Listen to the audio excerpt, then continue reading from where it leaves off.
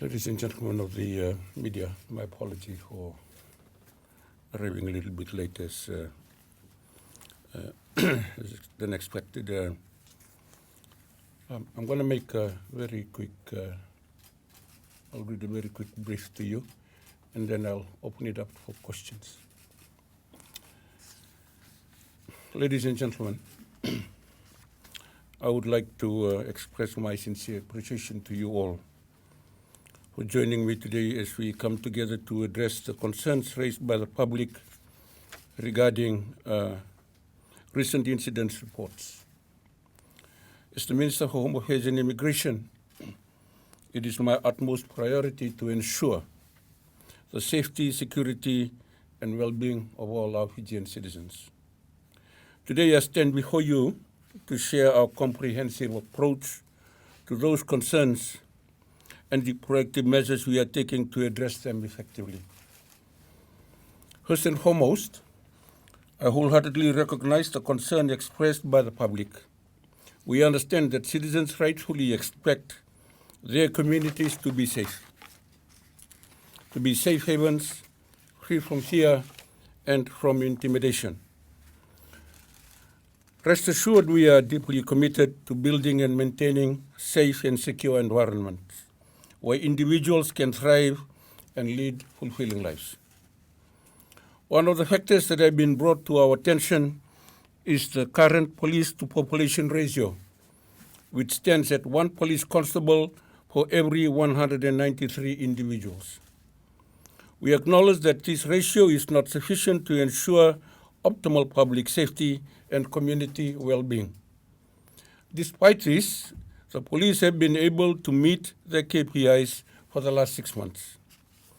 However, I am pleased to inform you that the government has made a substantial investment to address these concerns. As part of our commitment to bolstering law enforcement resources, we are heavily investing to add 100 new police constables to our force. This additional personnel will play a vital role in increasing police presence and on the streets and enhancing our ability to respond to incidents promptly.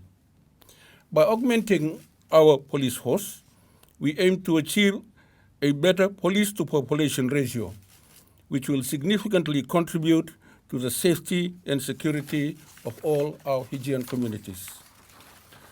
Furthermore, I am thrilled to announce that these new police constables will be trained in a comprehensive manner, equipping them with the necessary skills, knowledge to serve our communities effectively. This training will emphasize community engagement, de-escalation techniques, and cultural sensitivity, ensuring that our police force not only maintains law and order, but also builds strong relationships with the people that they serve. In addition to increasing police numbers, we are implementing the Police Beat initiative, which I mentioned earlier. This program will further enhance police visibility and accessibility in our neighborhoods, fostering the sense of safety and reassurance for all our citizens. With the combined efforts of the new recruits and the Police Beat program, we are confident in our ability to address the concerns raised by the public and provide a safe environment for everyone. Now, accountability remains a cornerstone of our strategy. We firmly believe in transparency and the responsibility to maintain the trust placed in us by the public. As such, we are continuously reviewing and improving our systems, policies, and practices to ensure that our law enforcement agencies are held to the highest standards of professionalism, integrity, and of fairness. The public deserves to know that their concerns are taken seriously and we are actively working to address them. Nevertheless, we cannot achieve public safety alone. We recognize the importance of community involvement. We recognize the importance of community involvement and the role that each citizen plays in maintaining the security of their neighborhoods. We strongly encourage individuals to be vigilant and promptly report any suspicious activity to the authorities. By fostering a culture of active engagement and collaboration between law enforcement and communities, we can create a robust network of support, safeguarding our neighborhoods and reinforcing the bonds that hold us together. In conclusion, I want to emphasize our resolute commitment to taking action. The government heavy investment in adding 100 new police constables demonstrates our determination to address the existing police to population ratio and improve public safety. Coupled with the police beat initiatives, we are dedicated to ensuring a safer and more secure environment for all.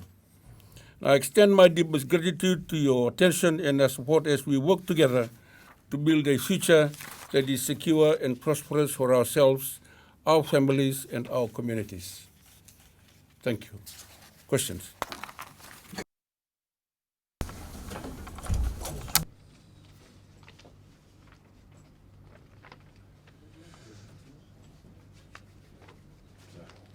Honorable Minister, you talked about... We welcome the Commissioner of Police. So please here you might also throw some questions at you. Oh, sorry. Honorable Minister, this morning a police officer was charged and has been produced at the National Court. Maybe just a comment on how the government or your ministry in particular is working with the Fiji police force to ensure that they are performing their duty diligently and to serve the public. Our nation and our people depend on a professional police force. This is our biggest challenge, making the force professional in all aspects of their work. Okay. And some of the initiatives that I have already announced will help them to become that. I announced earlier that we'll be reviewing the Police Act. This will help them in the way that they conduct their work, protects the public and protects them too, in light of the changing environment that we are in. Because the threats, the risks to police are also bigger now. Come the threat also, provided or caused by the people as they break the law. And we would like to make sure that they are properly, they have the proper capacity to be able to deal with this, and thus the professionalism. But nevertheless, the humanity of the service means that every once in a while there is always the one that veers off. And I think that happens in every society, and there is a system that's in place to deal with that. But nevertheless, it does not harm, nor does it lessen our commitment to making sure that the police is the entity that the people can have confidence in to protect them, and make sure that they are safe everywhere, and that they're able to demonstrate that on the ground. And that's part of the, in terms of increasing our visibility, that's what we want to do. And that's why we're pouring so much resources to it. But I acknowledge also, sometimes there are bad apples. And that is, it's not condoned, but the system deals with it according to law. How soon can we expect the 100 new police constable to be? Well, there's a group that's marching in pretty soon. They've completed the application processes, I believe, and I think they're going into the final selection before they do that. There'll be a couple of others.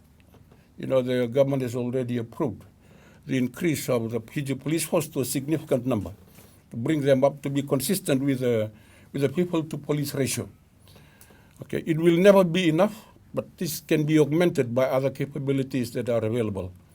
But with these added numbers, we are very grateful to the Ministry of Finance that they've given us this flexibility, because government gives it, this particular weighting of making people safe, to be able to get access, to government support through funding, to allow the police to do their work better and secure the community. So, there'll be a few more recruits coming through.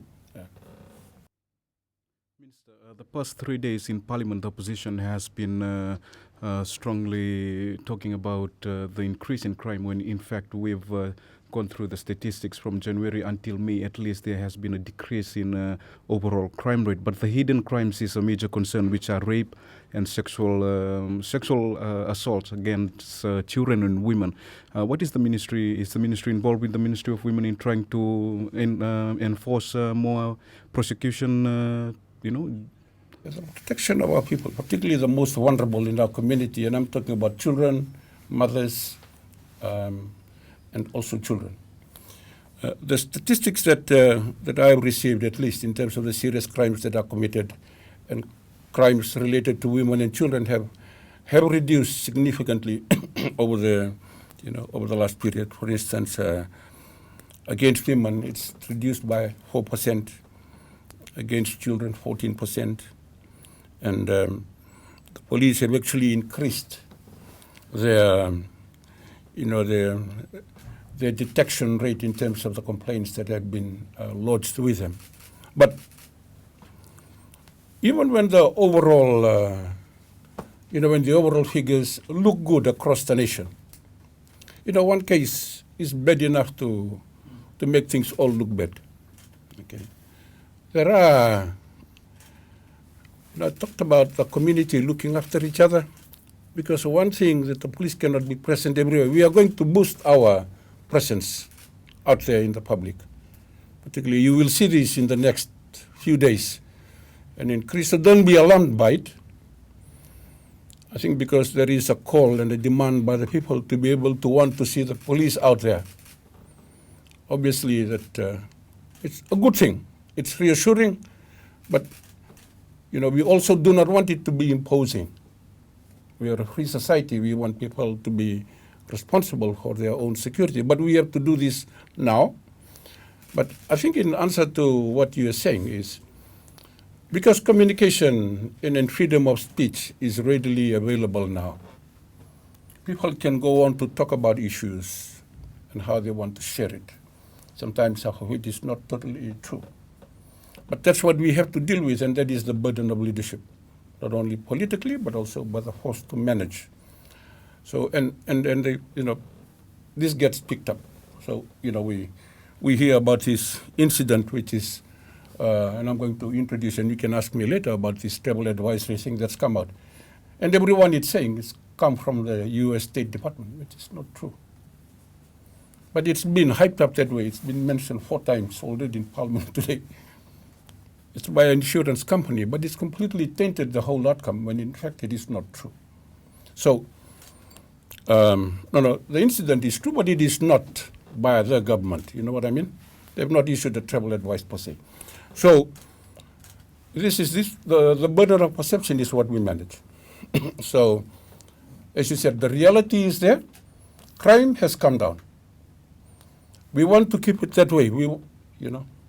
As long as the devil is on earth, this thing is going to remain. But we want to keep it there, manageable, away from everybody, keeping people safe. We are committing those resources. We have the plans and the initiatives to do. That's what we will do. Concentrate on the real stuff and manage whatever is out there with the public perception to manage. Minister, you had talked about reviewing the system. Earlier in the year, the acting police commissioner had spoken to the members of the media, highlighting that the police has repealed the extramarital affairs policy. Can I just get a comment from your ministry on this? What is the ministry's stand, and does this also apply to the other force, RFMF including, sir? See, the RFMF and the police are governed by their own acts. The command of the forces are with the commander of the RFMF and the commissioner of police. That's where the forces are led.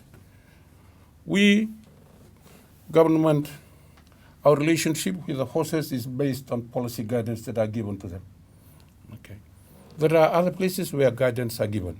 For instance, in this case, on the cases of extramarital affair, the courts have set a precedent. They've made a ruling on a legal position, on suspension. The police and the government, we take our cue from there. The institutions are separate. That's why they are there. If they say it, we follow. There's a process in law. If we disagree, at the moment that is not the answer. So what's the answer? We comply. And that's what we are doing. And that is the law that needs to be upheld. So with regards to your speech in Parliament, you made the reassurance about the role of the RFMF. But should people be concerned about what you stated, including politicians who have failed to earn power legitimately at the polls now are trying to influence the RFMF? No, not really. I don't think it's a cause for concern. I think the comment is directed more at the people who did it. I have complete faith in the RFMF, in terms of their role and the commander and the officers and how he manages and leads the force. There's been absolutely no doubt about it. But what I'm saying, why do people have to go and try and entice them to do something which the RFMF understands is not their role? That's where the comment is directed. As far as the people are concerned, and as far as I'm concerned, like I said, you are safe. Your security is our responsibility. Your welfare is our responsibility, meaning the government. It is our collective responsibility. So, let's not be deterred by them. But I'm calling on them to please stop it. It's unnecessary. Let's just follow the law. So if you want your turn, you come through the gate after 4 years. And this one goes out if it has to. But don't come in through the window. Because that's exactly what we believe, was being advocated. So I'll leave it at that. So there was a speculation about this a few weeks back. Are you confirming that there was an attempt? What do you mean? That there was an attempt to influence the RFMF by some politicians? Oh, I mean, like you hear it in Parliament, there's nothing to hide. Former Prime Minister was going on about it. This whole page about people. I mean, it's definitely not coming from government. I don't know where it's coming from, but it's not coming from us. But these are all the attempts that I'm saying. All the skirmishes after the elections and everything, it's all that uncertainty that's going on. But what I'm saying is that matter has now come to rest. The commander has made a position. So there is no need for anybody to be pursuing that line again. We don't want any more coup. Who wants any coup, man? We just want to get on with life. We want to be peaceful people, coexist, follow the law, look after our families and, make this country better. So, sir, just to begin with the concern that has been raised today, maybe you could just give a brief comment from the police side. Thank you to the members of the media. I understand the minister has given his brief to the media, and for the police, we see things as people are coming up with this perception, but you look at perception versus reality. The stats itself says it's a decrease. But police will continue to do its work in trying to manage and minimize whatever that is speculated out there by the general public and in the social media. So we will continue to do our work as a police officer, and will always be a police officer to continue to do our work and manage what we're supposed to do and what is mandated under the Police Act. With regards to drugs, we are seeing maybe I could say an increase in the number of people consuming glue. Sniffing, the use of glue for sniffing. Is the police force looking into maybe making a submission to ban glue or something like that? Because right now anyone can go about and around and do it. Yeah, thank you. Glue, is readily available in the various supermarkets or places that you can get it out from. Right?